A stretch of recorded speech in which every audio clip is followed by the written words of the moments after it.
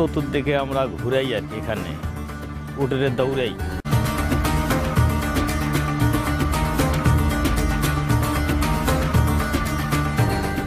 দুপুরের দিকে আবার ভাতে আর পানি মিক্স করিয়ে আমরা ওই যে বড় টপ আছে, টপের মধ্যে খাওয়ান দেই, সবগুলো ছাড়িয়ে দেই, এভাবে খায় আর কি।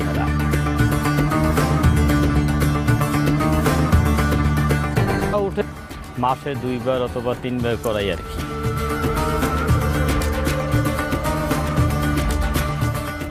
আমাদের এখানে যে প্রজননের ব্যাপারটা, এটা আমরা নিজেরা থাকিয়া খরচ দেওয়াই উঠেরে। কনসেপ্টের পরে 13 মাস লাগে আমাদের বাচ্চা প্রসব হইতে হয়। বাচ্চা প্রসবের পর থাকিয়ে আমরা এটাকে সুন্দরভাবে পরিচর্যা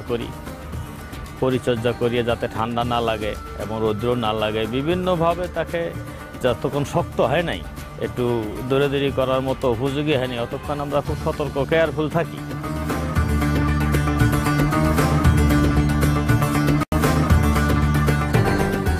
একটা বাচ্চা প্রসবের পর থাকিয়া আমরা 2-3 বছর, 2 বছর প্রাণী হলেও শীতোষ্ণ অঞ্চলেও উট বাঁচতে পারে এবং তাদের প্রজনন সংখ্যা বেড়ে যেতে পারে। ঢাকা বিভাগ, রাজশাহী বিভাগ বা চট্টগ্রাম বিভাগের কিছু অঞ্চলে উট লালন পালন করা সম্ভব।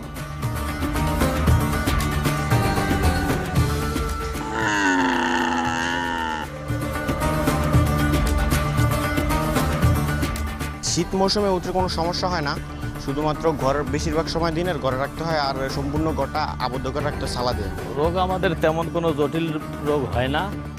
জ্বর জারি হয়, বর্ষাকাল হইলে পায়ের মধ্যে তো খুরা নাই, একটু ঘাটা হয়, অনেক সময় গ্যাস তৈরি হয়। তা চিকিৎসা আমাদের যখন বেশি জটিল হয় তখন সরকারি ডাক্তারকে ফোন করা হয়। ফোন করলে তারা আসিয়া সাজেশন দেওয়া যায়, প্রেসক্রিপশন করি যায়।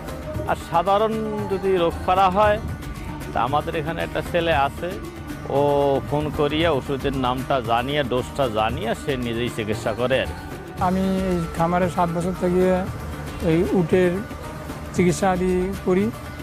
এই উটের সাধারণত জ্বর হয়, ঘা হয়, পানি আসে, তারপরে গিরা ফলে, কৃমি হয়, অনেক সময় সকালে দৌড়ানো হয়, হাঁটানো হয়, ব্যায়াম হয়।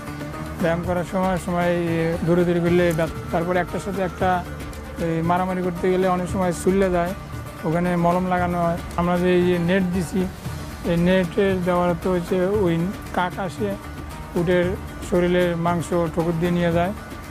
এই নিয়ে গেলে ওই জায়গাটা ঘা হয়, ঘা হলে ওটার আবার চিকিৎসা দেওয়া হয়। সাধারণত ওইগুলি টুকটাক সমস্যাগুলি আমি চিকিৎসা করি। তারপর বড় কোনো সমস্যা হলে তখন বিশেষজ্ঞ ডাক্তারদের সাথে পরামর্শ নিয়ে চিকিৎসা দেওয়া হয়।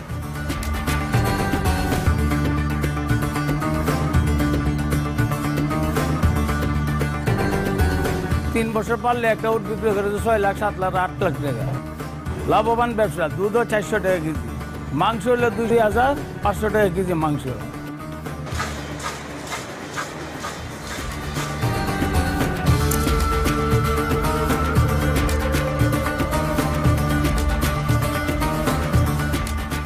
আমি 2007 সাল থেকে এই উটের খামারে নিয়োজিত আছি। আমাদের 4টা উটে দুধ দিতেছে, প্রতিদিন 19 থেকে 20 লিটার দুধ পাওয়া যায়। আমার কাজ হলো এই দুধ সংগ্রহ করে প্রসেসিং করে ফ্রিজ আপ করা হয় এবং এই দুধগুলা বিক্রি হয়। এবং যদিও 400 টাকা করে প্রতি লিটার উটের দুধ বিক্রি হইতেছে, তারপরও আমরা উৎপাদন অনুযায়ী দুধ সাপ্লাই দিতে পারি না। কারণ হলো দুধের চাহিদা অনেক বেশি। জাতিসংঘের বিশেষজ্ঞ ডাক্তার সাহেবও এই দুধ গবেষণা করে দেখছে যে কঠিন রোগের থেকে এই দুধের উপকারিতা পাওয়া যায়। তারপরও আমাদের বাংলাদেশে ঢাকা ইউনিভার্সিটিতে ল্যাবরেটরিতে রিসার্চ করে দেখছে যে এই দুধের যথেষ্ট উপকারিতা রয়ে গেছে। রোগ যেমন 1 নম্বর হাঁপানি রোগের জন্য খুব উপকারিতা হয়, পাইলসের জন্য উপকারিতা হয়, গ্যাস্ট্রিকের জন্য অনেক উপকারিতা হয় এবং ক্যান্সার রোগীও এই উটের দুধ খাইয়ে ভালো হইতেছে। ডাক্তারের পরামর্শ অনুযায়ী বিভিন্ন রোগীরা আসে এই ক্যান্সার রোগের উপকারের জন্য দুধ নেওয়ার জন্য আমরা দেখতে পাচ্ছি। উটের দুধের দায়িত্বের পাশাপাশি অনেক সময় উটের মাংস এখানে পাওয়া যায় প্রতি কেজি 2500 টাকা করে এখান থেকে পাওয়া যায়। আর উটের মাংস সব সময় পাওয়া যায় না।